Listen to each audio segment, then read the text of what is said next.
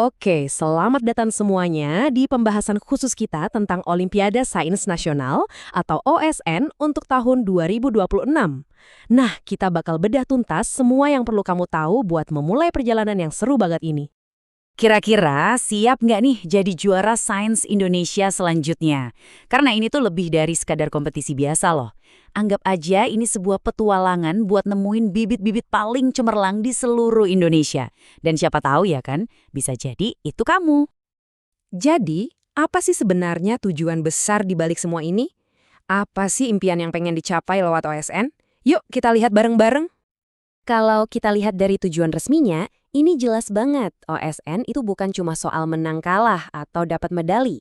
Tapi, ini soal gimana kamu bisa ngembangin potensi kamu di bidang sains, melatih cara berpikir kritis, plus jadi lebih kreatif.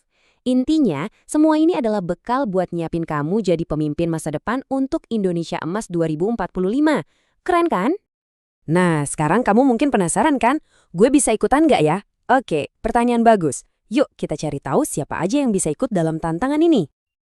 Oke, ini dia checklistnya. Pertama, kamu harus warga negara Indonesia dan tentunya mewakili sekolahmu.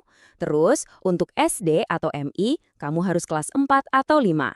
Kalau untuk SMP atau MTS, kelas 7 atau 8. Nah, yang paling penting, kamu harus jago di salah satu bidang. Matematika, IPA, atau IPS. Ada satu catatan penting nih, kalau kamu udah pernah dapat medali emas di bidang yang sama, nah, saatnya kasih kesempatan buat yang lain. Kalau semua ini udah centang hijau, berarti kamu siap berangkat. Nah, setiap jagoan kan punya spesialisasinya sendiri-sendiri ya. Di sini kamu bisa pilih arena pertarunganmu. Mau jadi master angka di matematika? Atau jadi penjelajah alam di IPA? Atau mungkin kamu lebih suka menganalisis masyarakat di IPS? Pilih aja yang paling kamu kuasai. Oke, sekarang kita lihat petanya. Perjalanan OSN ini tuh ada beberapa tahap. Anggap aja kayak naik level di game gitu. Total ada 5 level yang harus kamu lewatin. Pertama, ada OSNS, itu seleksi di tingkat sekolah. Lanjut ke OSNK, tantangan di tingkat kabupaten atau kota. Naik lagi ke OSNP, yaitu ujian provinsi. Nah dari situ, yang terbaik bakal masuk ke semifinal nasional, sebelum akhirnya sampai ke panggung utama. Final, arena sang juara. Jadi, langkah pertamanya ya di rumah sendiri, di sekolah kamu. Setiap sekolah bakal memilih 5 jagoan terbaiknya untuk tiap mata pelajaran. Jadi disinilah kamu harus buktiin kalau kamu emang salah satu yang terbaik. Begitu lolos dari sekolah, levelnya naik. Kamu bakal hadapin tantangan di tingkat kota, terus lanjut lagi ke tingkat provinsi. Nah, 2 tahap ini, OSNK dan OSNP, diadakannya secara online pakai sistem ANBK. Jadi kamu bakal berhadapan sama jagoan-jagoan dari sekolah lain di daerahmu. Dan di sini persaingan mulai panas banget. Dari sekian banyak peserta se-Indonesia, setelah seleksi provinsi, cuma 115 siswa terbaik per mata pelajaran yang bakal lanjut ke semifinal nasional. Bayangin, cuma 115 orang. Dan dari situ disaring lagi lebih ketat. Dari 115 orang, cuma 50 finalis per mata pelajaran yang berhak maju ke final nasional.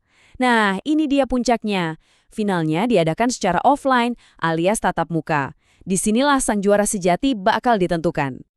Oke, setiap kompetisi yang keren itu butuh aturan main yang adil ya kan? Biar juaranya bener-bener yang terbaik. Yuk kita intip apa aja aturannya, terutama yang baru. Dah, ini yang penting. Di OSN 2026 ada beberapa pembaruan biar kompetisinya makin adil. Kalau dulu pengawasannya standar, sekarang bakal ada pengawasan via live streaming di YouTube. Terus panitia daerah juga bakal lebih dilibatkan. Tujuannya jelas supaya semuanya lebih transparan dan adil buat semua peserta. Jadi bisa dibilang sistem pengawasannya ini berlapis-lapis. Ada panitia daerah, ada live streaming. Semua ini dilakukan buat mastiin kompetisinya jujur dari awal sampai akhir. Integritas itu nomor 1. Khusus buat tahap online, ada beberapa aturan penting yang wajib kamu ingat nih. Pertama, nggak boleh pakai virtual background. Kedua, nggak boleh pakai headphone atau headset. Kamera sama mikrofon kamu juga harus nyala terus selama ujian. Bahkan, nanti butuh kamera kedua bisa dari HP kamu buat ngawasin kondisi ruangan. Dan yang paling penting, kamu harus sendirian di ruangan itu. Aturan ini dibuat biar nggak ada yang curang dan semua adil. Oke, kamu udah tahu jalurnya, udah tahu aturan mainnya.